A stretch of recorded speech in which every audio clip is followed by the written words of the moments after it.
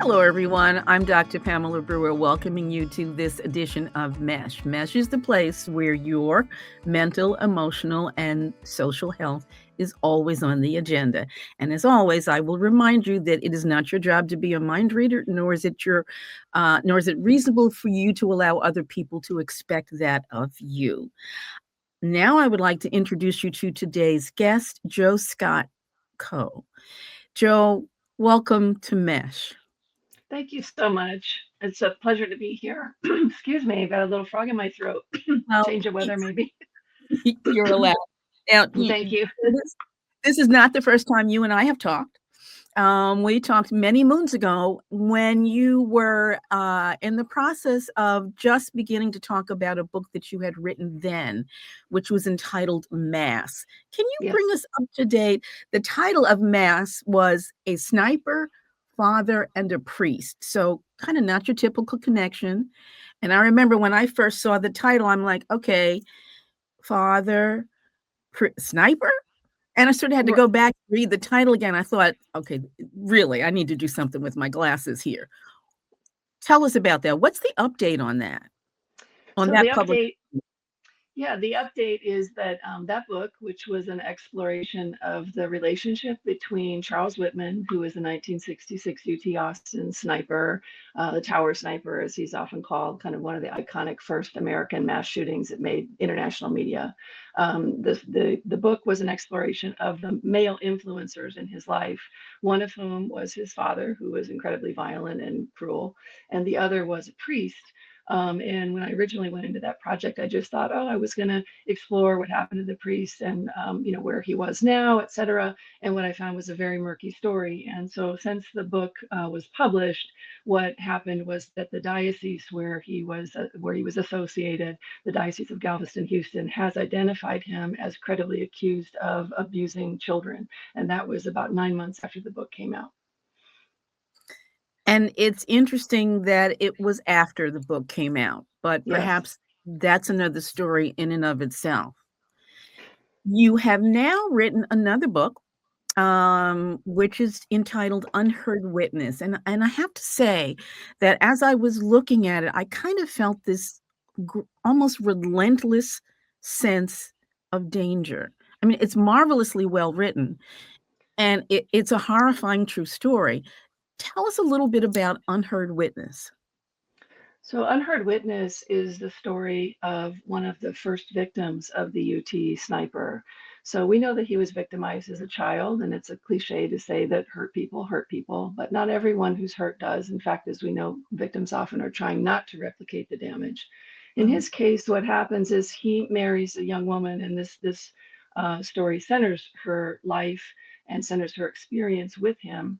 And she marries him her second year of college at the University of Texas.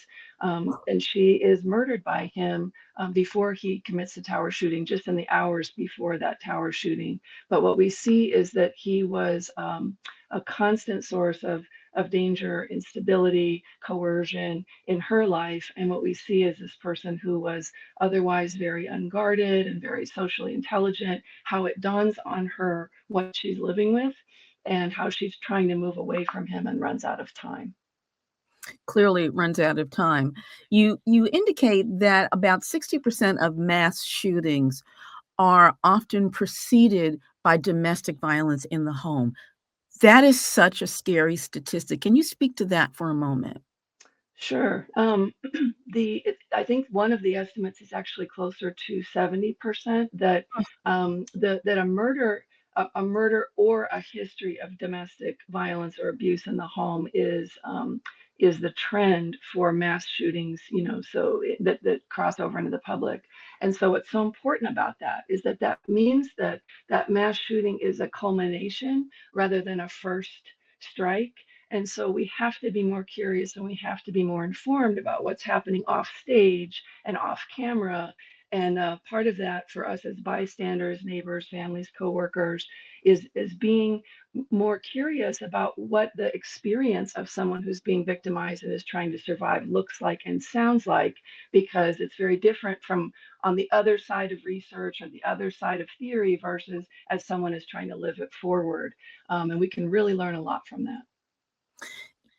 One of the things that has long been a concern, I think, for anybody who's concerned about this issue is the fact that many times victims, if they report, and it's risky to report to family. Family sometimes gets it, sometimes don't. Victims are often blamed for what they are suffering, but try going to a legal source. Try going Yes, to the police to say this is what's happening, and try finding somebody who's going to think that it matters. No crime has been committed. Come back after right, the crime is committed. So right. kind of like after he shoots me or after she Yeah, shoots me, right, come right. back and let me know about it. What can we do about that? Is there anything that we can do about that? Well, there is a lot of work that is happening on this. So in some countries, for example, coercive control, which is more like hostage taking in a domestic setting, is actually now criminalized. I think this is being discussed in UK. I don't know if it's actually made it over the threshold, and Australia or New Zealand. You could check me on that. But there are international conversations about criminalizing these things that suppress and dominate and erase people inside their individual private experience where it's off the radar. But that being said, even when things are visible, bruises or fighting or economic abuse or whatever it might be, what we see is that there is specific training that's now available for legal professionals, for judges, certainly in family courts, and also law enforcement. We know that often there is a weird issue in law enforcement around abuse. Sometimes people who might be responding are also themselves maybe abusers or maybe sympathetic to abusers. I think a really important case study to look at, thinking about Washington, D.C., is Mildred Muhammad and the D.C. sniper. If you remember that story, she Yes. is now a major activist um, on the domestic violence front, and as a Black woman, speaking about how when she was warning law enforcement, she was down. Those threats were downplayed, and what she knew when that started happening, and this man was driving around with a young man and shooting at random bystanders. What she told law enforcement was, "He's working his way towards me." So the expertise of survivors has to be central. Often, again, we academicize, we theorize, but what we have to understand is, often a survivor or a victim has expertise they don't even trust, but we need to really be more curious and attentive to those details. Let me go back a second. But you just referenced the DC sniper, and it was an African American male. Uh, but that's not historically, snipers don't typically look like he did. That's right. It's That's right. also something that people don't think about. Yeah. And maybe that's part of why people didn't look at the Austin shooter uh, Yes. in Yes. any real way. I mean, he was a blonde, I believe, Yep. white, Yep. don't remember what color his eyes were, all-American guy. He Yeah. was a Marine, he had a family, he presented himself to be loving, did a lot of really weird stuff. Yes. But, in the days of boys will be boys, Yes. can you speak to that? Just give us an overview of just mass shooters. And we don't want to characterize everybody as being the same thing, but what's the typical mass shooter description? Well, the number one characteristic in common of it's not even a vast majority. It's the exception is someone that is female or female identified. The vast, I mean, like close to 100%, it's 98 or 97 or something, are male. So that's number one. So I think that across demographics, we have to think about the ways that gender distress, or the only way I know how to fight is to pick up a weapon. The only way I know how to assert myself is to dominate, those cultural messages. though that it seems to be the common territory there. And so you do have exceptional cases, whether it's across, race or gender, but this idea about how does one show strength, and the way that those, the way that misogyny, the way that racist kinds of views about domination, and suppression are kind of all in a bundle there for people who then, excuse me, go out to execute those grievances in the public sphere. They're often practicing it on these small levels. And here's the interesting thing, and I do talk about this in Unheard Witness, the idea that stranger danger, for example, which is often very racist, it's very xenophobic, that's actually the least likely. You're more likely to be harmed by someone the handsome white danger hiding in plain sight. I mean, is really something that I talk about with Charles Whitman. The astonishment, honestly, the Southern white astonishment over the fact that we can't believe that he would do this tells us a lot about the lack of curiosity and the lack of willingness in some communities, often majority communities that have what they may perceive to be the most to lose, have from an honest look at how they are perpetuating certain kinds of domination and domineering behavior in their young men in particular. But then the way that women are often, well, wait a second, I'm going to push against this, but what's that going to cost me? And how that becomes untenable if they don't have allies. And speaking of allies, you and I know this instance that Kathy experienced. There were not only were there people who sort of didn't really get what was going on for her, but she didn't really get what was going on for her. And so many times, countless numbers of times, what do we hear? Well, why didn't she just leave? And for Kathy, I mean, she had an education. She, in theory, had Yes. options. Why didn't she Yes. just go? Can you speak to that? Sure. One of the things that really astonished me when I was studying the archive, the closer I got to Kathy in her language and looking at how it intersected with her trajectory, was how she was actually moving away from him. There's an extended separation where we see these really clear moments for her where she is like, if we're going to have a future, this is going to have to be different. If we can't be next to this toxic family system that you came from, she's trying to draw these boundaries, and they're not tenable ultimately, but she's moving in that way. And as you say, she has resources and she has support in her family. The thing about just leave that's so interesting, aside from the fact that we've learned in the last 60 years that leaving is the most dangerous time for a survivor, also that it may take up to 7 attempts to go. I've tried to count these different kinds of leavings that Kathy takes inside the book, but I don't know if we would count them or not, but you can kind of see these assertions of distance. And at that time, there was no hotline. There was no women's shelter. The laws were such that, no fault divorce did not exist yet. So if she were going to go into the legal realm and make a case, she would have to stand with someone who was known to be charming, manipulative, able to get people on his side. So again, I think that one of the things she knew was that she had an ear in her mother. But that idea, I think, that gets weaponized often against particular people in this situation, I think predators know this too, is that someone's conscientiousness is weaponized against them. They can take inappropriate responsibility for what's being done to them. And that can make it hard to be honest or to share what's happening. And we have to be aware of that as a friend, as a family member. If, as a friend or a family member or a colleague, you think something is going on, what are some of the signs perhaps that one could look at and say, maybe something's going on, is, I guess, part one of my question. And then part two is, if you think something is going on, do you say anything? I mean, what can you do? So let's start with what might be some examples that something might be going on. Well, I mean, obviously there's the physical kinds of things, right? But those are the most obvious and probably the most likely to be hidden. Right. But what we can look at are in social interactions. For example, if you notice that someone is very, very quiet in what would be, normally a socially interactive situation, or someone is being interrupted by their partner, or you notice a change. I mean, this is one of the things that we really see take place in Kathy's life. You can even see it in the images of her, this kind of vibrant personality kind of completely going inward and just making it through another day. It's going to be back to normal. I'm just trying to make it to tomorrow. That kind of thing.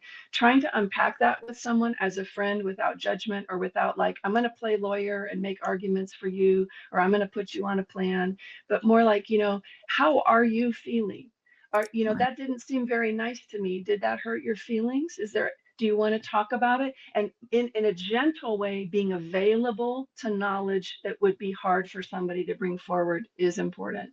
The other thing is just having those things, knowing where to go find the hotline, knowing how to recognize, like, people may feel stigmatized by even talking about this subject. So not necessarily even calling it abuse, discomfort, hurt, just that kind of thing on that level, and being able to help folks find resources, be ready for that moment. Like, if you're ready to talk about it, you can call this number and you don't have to do anything. Just again, the kind of low stakes, because people have to be ready. There may be children involved or other kind of complicating factors.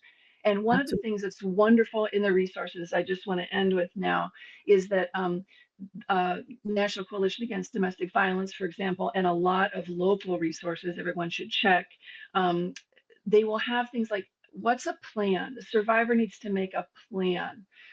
In other words, where's your bank account? Where are you going to go? Who are Yes. you going to call if he comes over? Or whatever the things are. So kind of being a little bit aware of what some of those things are too, to help a person if they're ready to get the, like, not to be the counselor, but or like you said, to mind read, but to be open and available and to help people connect where they can. The ability, as someone who believes they're seeing someone be harmed, the ability not to judge, the ability to not say, "Okay, here's your plan," which is what you've just Right, spoken to. right. It doesn't work. And so many times I would say that the person who's saying, "Here's your plan," they wanna help. Yeah, And I think the way to help is do steps 1 through 5, not right. recognizing how, I mean, violence is violence, right? And so Yeah, you're not safe whether you're in it or whether you're trying to get out of it, except when you're trying to get out of it, yeah, it's a really hard thing. yeah. In the half second that we have left, our time has flown away. Please tell us how to get more information about Unheard Witness. Where can we go? So, Unheard Witness was published by the University of Texas Press. They have a special promotion right now until the end of November. If you put in, when you go to University of Texas Press, UTXKLW, you can get a 40% discount if you buy from the publisher, but it's available everywhere. Um, the other thing, I just wanted to say is it's the season of giving. So, if you've already read the book, I would encourage you to maybe buy it as a gift. But the other thing you can do is find your local resources in your community and make a donation. We know with the federal freeze and all of the instability that a lot of our resources for survivors are really on tender hooks, trying to make sure that they can continue to function. So make sure you know the hotline, make sure you've looked up the NCADV so you can refer folks to that and find places in your area too. And it's also true that in many of the sites online that are specifically for victims of domestic violence, there's a quick escape button, Yes. Oh, so that, yeah. if he or she shows up, they can get out of that at least that site very quickly. I Yes. have to thank you once again, for being here. You continue to write and to bring to our awareness things that are important for us to know. For somebody, I'm gonna ask you a question, I know you can't answer in 2 minutes, but, I'm always really fine with that. Yeah.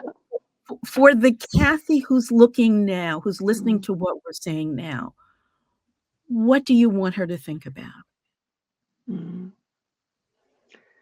You deserve better. This is not your fault.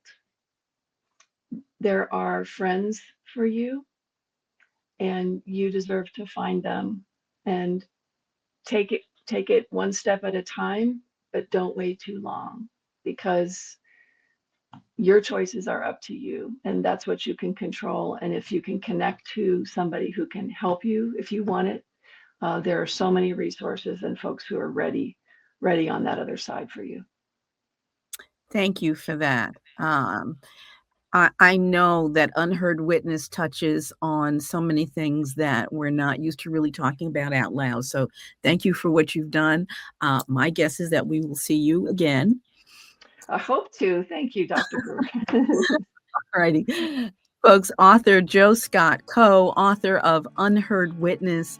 And I thank you for listening to us on this edition of M.E.S.H. I ask that you share this conversation with someone you care about. And I will see you next week, so you make sure you come back.